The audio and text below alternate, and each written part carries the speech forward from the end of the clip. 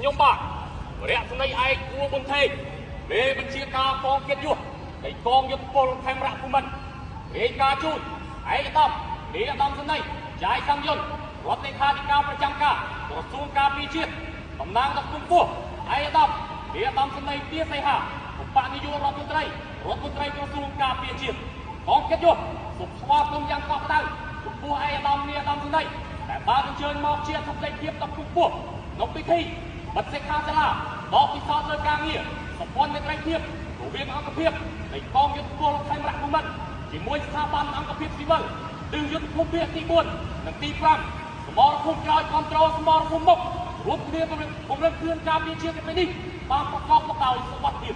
សូមក្រុមជើងអាដាមនាយឧត្តមសេនីយ៍ត្រួតមុន